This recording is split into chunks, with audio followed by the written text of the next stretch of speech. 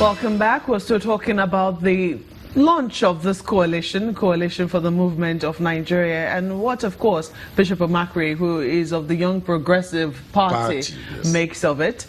Just before we went on break, you were trying to explain the fact that you know, you're all the drivers. I mean, everyone who joins the party is going to be a driver of the process, because Bishop had raised issues with those who are driving the party. And you claim, and you continue to insist that there is no script. However, for a lot of Nigerians, this would seem rather sudden. I'm sure you've seen the caption on one of the front pages this morning. I'm trying to see if I can find New Telegraph now. It says something about 2019. Obasanjo launches offensive against Buhari. And that's how they're reading it. Amadu Ali, Oyinlola, Duke, Galadima lead battle. I mean, these are people who are known to be associates of the former president, and there's nothing you're going to tell them. This, for them, is another political party in the making to counter, you know, to reinforce what the former president already said in his letter.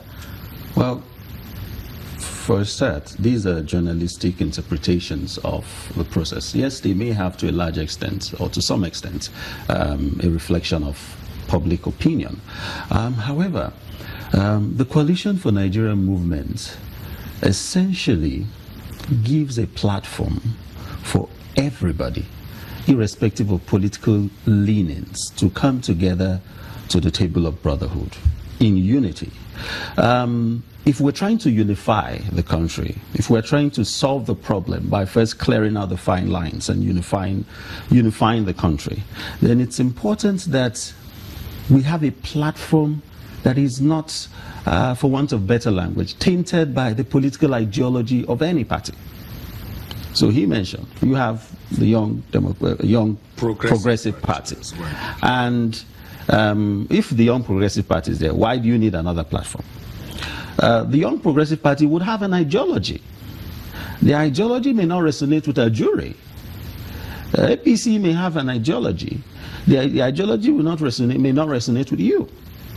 But the movement is saying, let's come together, irrespective of our various political ideologies, to unify, premised on a problem that resonates with all of us, irrespective of our leanings in any of the registered political parties. I wonder how this is going to sell, especially when you look at the people who are at the front of this campaign. Well, I mean, just within a week, you already have pins, you have hats, you have folders. You have to ask, are you sure that this wasn't all premeditated and precipitated by that letter, which was written last week? I'll tell you something. This paper was printed in 24 hours. And it's disseminated in the entire country, right? So what that means is, if we had a crowd of 5 million people, all branded, you know there's a problem. We had a crowd of about 700 to 800 people. From what we know, you could have had that crowd. I mean, for all we care, that small crowd was also also a part of the strategy. No, and to a large extent, it doesn't take much. Anybody who is into printing knows that you can print all those things in 12 to 24 hours. And come up with a logo as well. Well, yes, the logo has significance. All within 24 hours. Because these are issues that resonate with us. These are issues that, like I said, what we intend to do is to bring everybody to a particular point where we can map out an agenda for a better Nigeria. The problems that have bedeviled this nation have taken a long time. And a lot of us have been good, provide wonderful solutions, but you know what? From the cheap seats. And we're saying, everybody, let's come to the front. Let's sit down and talk.